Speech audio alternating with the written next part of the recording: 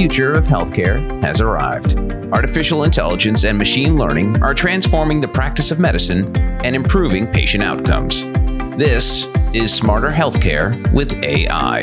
Conversations with Dr. Hassan Tetteh as he shares insights into the healthcare of tomorrow and how we can help create it today. I'm back with Dr. Christyl Johnson, the Deputy Center Director for Technology and Research Investments at NASA's Goddard Space Flight Center. We've been discussing her truly remarkable career and NASA's ambitious plans for sustainable human presence on the moon by 2040 and eventually a mission to Mars. So, Dr. Johnson, tell us about the current preparations for the Mars mission. While 16 years might seem like a long time, I imagine you're working against a big countdown clock with various milestones and a tight project management schedule. What are the major things being done right now at a high level, and can we drill down to some of the health-specific applications for our audience? Yeah, so what you said is absolutely correct. I mean, this is projectized. I don't know if many of your people that are listening to this are aware of the Artemis program, but there is an Artemis program, and that program has specific milestones and objectives that need to be accomplished over the next, several years. But it's also working in conjunction with our global community. So different countries will be bringing different elements to the table and delivering them so that they can be all integrated into a common mission. And so, that is, anybody can type in and go to Google and then just Google the Artemis mission, ARTEMIS, and then NASA. And then when you Google that, you will see it come up on the screen, Artemis program, and it'll give you quite a bit of information about the campaign that we are executing. And how is 2040 sort of chosen as the sort of like, let's plant the flag in this time of history, sort of moving forward? Why 2040? Yeah, I can't tell you what the rationale was behind the selection of 2040. I don't know exactly why 2040 is selected. I know that there's quite a bit of work going into now figuring out how do we get effectively to a 2040. So from NASA's vantage point, we are thinking about the fact that are we even positioned correctly to be able to achieve a vision in 2040? Do we have the right infrastructure in place? Do we have the right people and the right training for our people? Are we even thinking about the right budgets? Because, there's a budget process that the government goes through every single year. Do we have the right technology focus in order for us to be ready for 2040? And so that is why, the agency has asked me to lead our technology work stream, which is really focused on how can we work better digitally today so that we'll be ready for implementation in 2040, because there's so many elements of working digitally today that we are not ready for. So you think about enterprise data management, being able to tag your data the right way for you to have it searchable and for you to connect different systems to each other. Right now, we don't have a digital ecosystem. We have individual disparate systems that don't talk to each other. You can't search across. So how, if you're really wanting to do data-driven programmatics where you can use dashboards and be able to have AI to be overlaying that so that you can say, okay, what are the biggest challenges that I face on this cadre, this whole grouping of missions? Right now, you have no way of connecting the dots across all of that.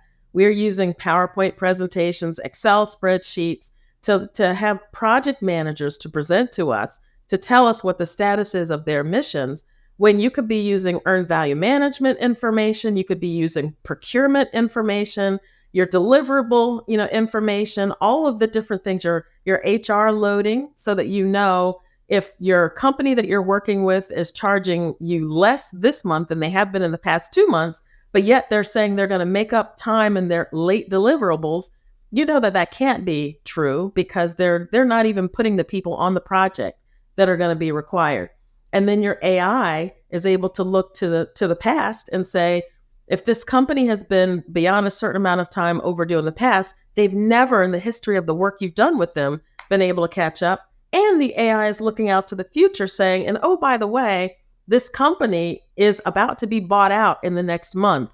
by X company. So you need to consider that as a part of your risk profile. So all of this needs to be brought into consideration for me as I'm thinking about taking the agency forward in the near future so that we can be ready for the far future.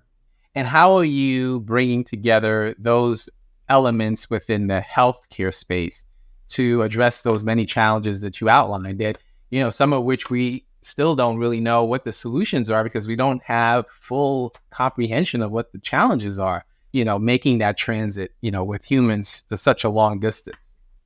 Yeah, I will say that our Chief Health and Medical Officer, JD Polk, is absolutely amazing. He is the person that gives the final go, no go for the astronauts, making sure that he's responsible for the health and welfare of the humans as it relates to space travel and all of that. So he's got a whole program that's focused on incremental requirements and improvements for making sure that we are ready to take care of the humans, first of all, in the travel aspect of it, and then for sustainability on planet, whether it's on the moon or whether it's on Mars or whatever else. But he is also thinking even beyond that. He has to be thinking about even beyond Mars, knowing that if we end up having to go any further than Mars, we are going to have to get to a place where we're starting to put humans in stasis. And so if that is the case, how do we keep humans viable when they're in a sleep mode? And then how do you have robotic capability and AI capability that makes sure that the humans are safe during that sleep period? Anything goes wrong with the machinery, they're able to look at that and then wake them up when it gets time for them to arrive at wherever the destination is. So we're thinking way outside the box as it comes to human healthcare. Dr. Johnson, what you're describing, for anyone that's listening, myself included, it sounds like you're talking about something science fiction. It's like Star Trek. It's like you name the movie that talks about space travel. Yeah. And there have been so many that Hollywood has been pumping out over the last few decades. And from where you sit and where you have been and thinking about how you sort of came into this role and you've seen over the past few decades, this evolution of technology, the synergy of great minds coming together to solve big problems, this thinking outside of the box. Can you identify or just share with our group something that you saw very early on, or an idea or something you thought about, or you were around when it was being developed, or just even whiteboarded, or just a concept from some idea or conversation that has actually made its way into working technology that is being applied right now? I know you mentioned the swimsuits with Speedo and things like that, but something that you can probably identify just to sort of give us the context of like this science fiction actually becomes nonfiction. It starts out with an idea, starts out with a way to address a problem, but something that you can identify for our audience and say, hey, I remember we were sitting here thinking about this idea, and then boom, this is what happened many years later. And now it's in, and it's just something that just created itself, and now it's in being, in existence.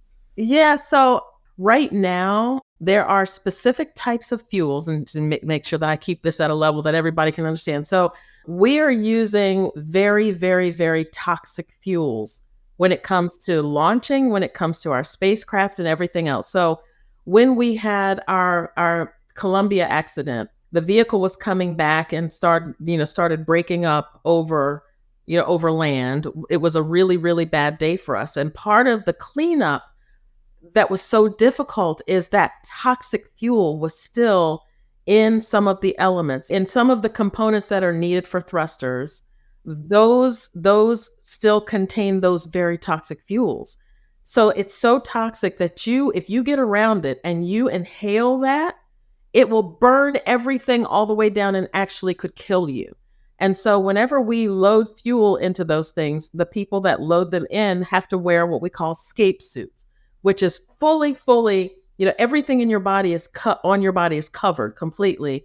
You've got a ventilation system inside this costume because you can't breathe any of that. And then when we store the fuel, we have to store it in containers and purge it with, nitrogen, liquid nitrogen, because you can't afford to get any oxygen exposed to that fuel, because the moment you get a drop of air in contact with that fuel, you will have a big explosion. And so we have to be very careful about that. So for me, many years ago, I asked the NASA administrator, what keeps you awake at night? And he said, when are we ever going to make a wholesale investment in green and transitioning to green fuels instead of these toxic ones that we had all those problems with? And I started looking at it saying, why don't we? And I started doing some research into it, found that we always get to the edge of the cliff and we never jumped off, because we could close the business case to invest in transitioning from toxic to the green fuels. And so then I flew out to Sweden, went to the plant where they're developing these green fuels and understanding the cost associated with all of the aspects of that. And then came back and showed some analysis for the total life cycle costs that are involved in the green versus the toxic. And I did a whole PhD dissertation on that. We finally got to a place where we were able to demonstrate a $500,000 difference in cost for the green tank versus the toxic tank on the same mission. We had one mission with two of those tanks, and we proved that $500,000 just in the loading section of this is the difference that you get.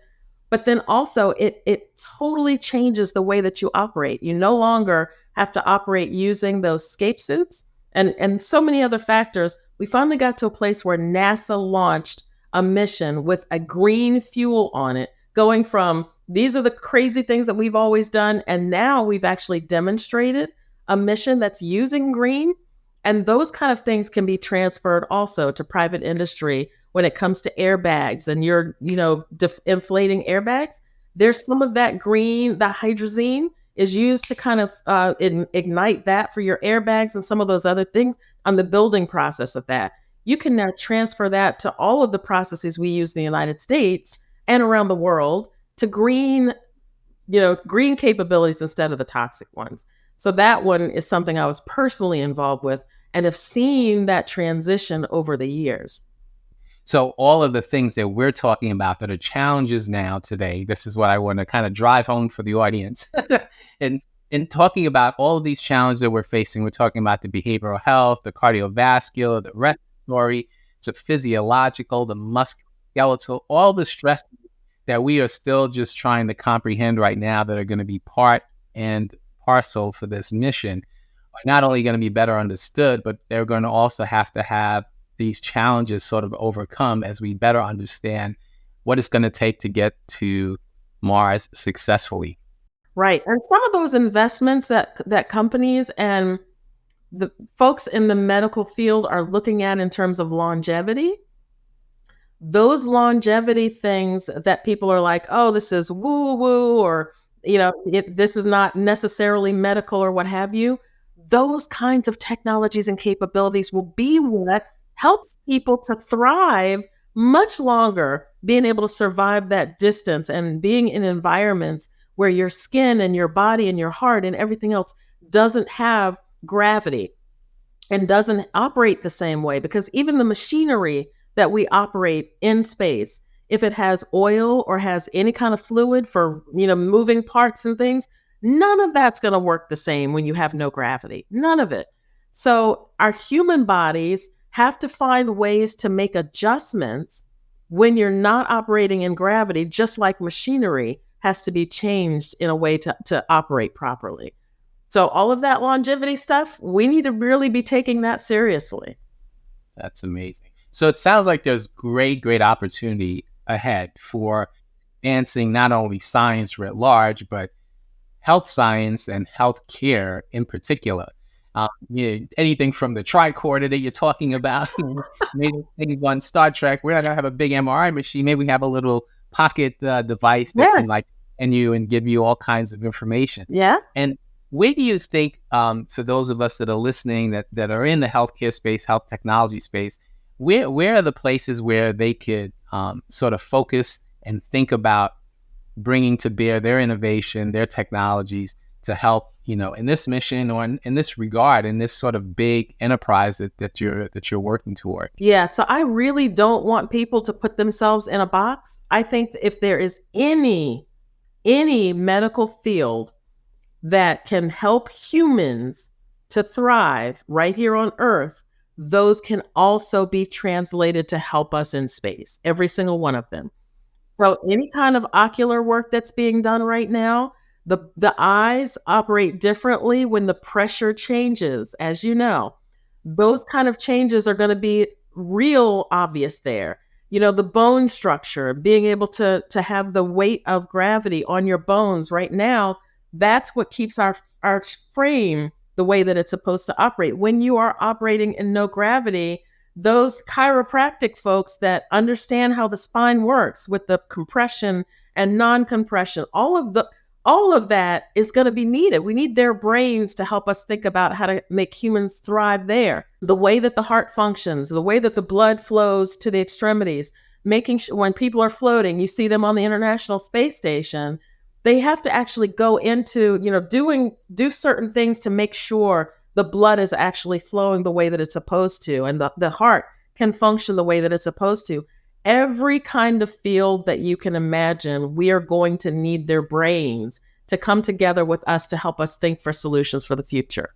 I like the way you frame that. Any work that is focused on helping humans thrive, why to be needed to come to bear for this success of this mission. That's amazing. And so I'm going to go back a little bit as a systems engineer and how you think about things. And I have a few friends that are engineers, and I know your brains are just wired differently with good reason. When you think about the myriad of problems we have right now, not even talking about the moon and Mars right now, healthcare right now, we have these chronic conditions. We have, illnesses that don't have cures for, answers, things like that. When you think about how we can mitigate some of those challenges we have here on Earth from a systems engineering kind of process standpoint, these are problems that are potentially going to afflict the community and the population that are going off into, the moon and to Mars. What can we do as a community sort of writ large to think about some of these challenges? Very easy question, of course. No pressure. But about, beyond just thinking about how we can help humans thrive, we have some chronic conditions and some, significant health challenges right now that are plaguing, the communities here on Earth that are probably going to be problems, in space and certainly on the moon and to Mars. How do we look as a community and sort of addressing some of those things? What are your thoughts and takeaways? So I'm not saying this in any kind of targeted, offensive kind of way, but we need for all people that are helping humans to address these kinds of ailments that you're talking about to think about things from a holistic vantage point or viewpoint.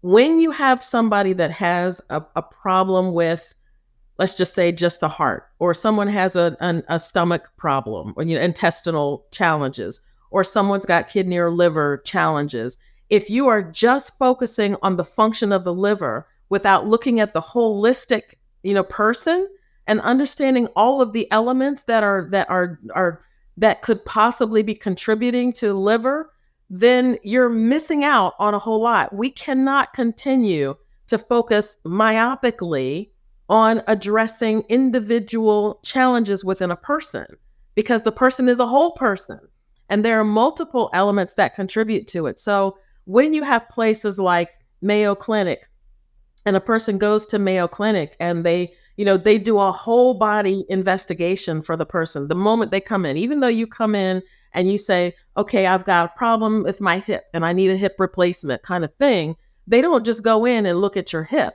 They go in and they see all kinds of things and find out, oh, you had an infection in your tooth.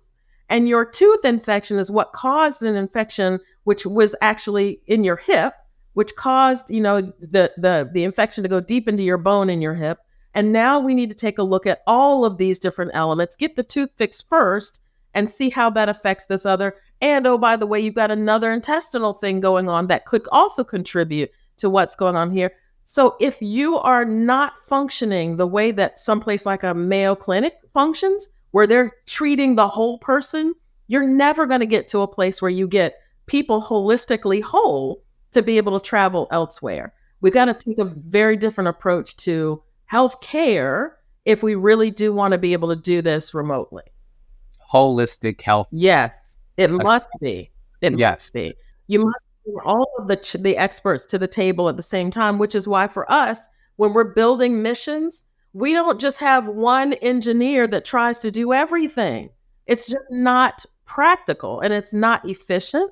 It's not effective because they don't have the expertise in every area. So you need to bring varied experts to the table, put their minds together to come up with a proposed method of treatment for the person. Yeah, I like that. I like that. Your systems engineering background is shining through. So when you think about our human body as this complicated machine, and you talk about how we have to be holistic in terms of how we address the human condition, when health and when we're not in health, and to help us thrive, you talked about that as well, to be prepared not only to take care of address the chronic conditions, but to be prepared to move and travel further. Bringing it now to bear, the namesake of our podcast, Smarter Healthcare with AI. Where do you see the opportunities in AI to help address some of these things that you're talking about? Oh my goodness. To just kind of sum it all up, imagine having a digital twin of your body. A digital twin of your body so that you can digitally go in, have all of the information about your body and the way that it's functioning so that you can design a remedy specifically for your gene type and for your specific cells that are infected or defaulty or any of that. And so you now can tailor your medications. You can tailor specific foods that you eat because everybody's body responds differently to different things. You have different allergies. You have all of those different things. So if you get to a place where you can have a model that learns the specifics of your individual body, and then you use a digital model to test out treatments and to test out, remedies for you, that instead of injecting the human body with all of these poisonous, toxic things to see if it's going to work or not, is not as efficient or effective or even desired versus having a digital twin.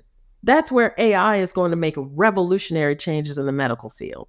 Revolutionary changes. I love it. I love it. And that's certainly going to be a technology and certainly a sector that's going to be a focus for this mission to be successful.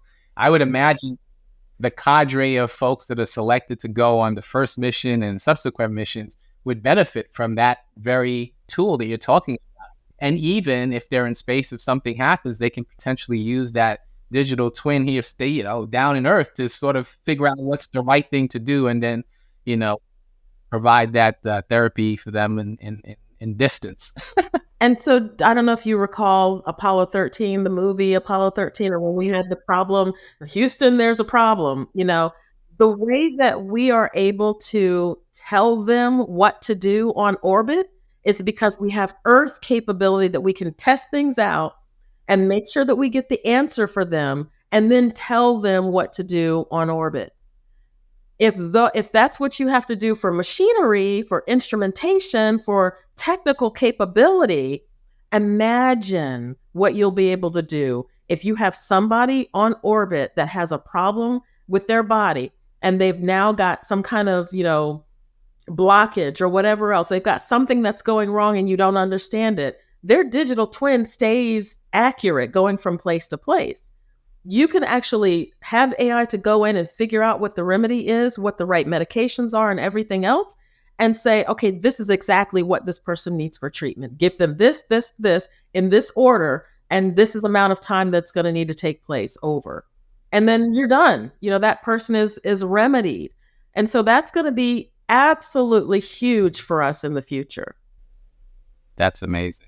Well, it's very, very exciting. All of the things that you've outlined and the things that you shared with the audience. I'm inspired. I want to go out and make things work even better to help humans. Good. Good. And I know it's going to be very inspiring for our audience as well. And so in this podcast, is Smarter Healthcare with AI. I want to, as we come in kind of to the close, I want to ask just a couple of sort of end questions to sort of bring us sort of to the end. And one of them is, what gives you like hope and promise for what's ahead? Obviously, you have seen the evolution of amazing technologies kind of come to fruition, and now you're working on something that is going to take us really literally into the next millennium. What's exciting for you right now that you see on the horizon, and what gives you enthusiasm, and what makes you excited about your work? Well, so I think that the vision that we have it's just like the excitement that you've had just here today, listening to the vision and envisioning yourself, what that means for humans going forward. The kind of excitement now that we have within our country and within our global community, when you have an impossible vision like that, an impossible mission that we're all saying, okay, we're going to do this thing. Let's get together and figure out how to make it happen. Every time I speak around the world, I just came back from Romania and London and Scotland, having these conversations with the communities there, every single audience was mesmerized, just kind of like, oh my goodness, this is a reality. This is real. This is what we're going to be doing together. Yes, this is what we're going to be doing together. And you think about the people who are going to execute those missions in 2040 will not be the Christyl Johnsons of the world. I will not be up there. It will be the people who are in college today. So being able to engage our youth and seeing the excitement in their minds and in their eyes, and knowing that if you give them these hard challenges today and let them run wild with it, because they don't know, that you can't do this or you can't do that. They're basically like, why not? Let me just try it. And that's how you come up with real innovations as well. And so I'm excited because we have an amazing vision for the future that so many people around the world are excited about. I'm excited because we have a wonderful group of young folks in our country especially, but around the world, our young folks are so intelligent and they're so excited about the potential for their future. That really gives me hope for the future, knowing that these young, amazing minds are going to help us get over that finish line where I'll be sitting back on a beach watching saying, oh my goodness, this is amazing. I'm so glad we started down this path. Very cool. We made that happen. Wow. That's amazing. It is absolutely a pleasure to have had this conversation with you. And I am really, truly inspired. I mean, I feel like I haven't gone to the moon just from an emotional standpoint. I'm looking forward to going even further, helping humans thrive, thinking outside of the box, bringing a systems engineering approach to holistically look at the human system, and think about it systemically and not just, down in the rabbit hole of one thing. I think you've shared with us amazing pearls, and your enthusiasm is contagious. I thank you so much, Dr. Johnson. It's been a true honor and a pleasure, and I am so honored that you have shared this time with us and our audience. Thank you so much. It's been a real pleasure. So thank you for inviting me. You are quite welcome, and that's going to do it for this special episode of Smarter Healthcare with AI. Please make sure to leave a 5-star review on Apple or Spotify, and don't forget to hit subscribe so you won't miss any future episodes. Thanks again for listening, and we'll see you next time. This has been Smarter Healthcare with AI. If you'd like to find out how to bridge the gap between medical experts and tech innovators and discover how AI can make us healthier and more human, go to tetteh.com. Smarter Healthcare with AI with Dr. Hassan Tetteh is a production of Forbes Books.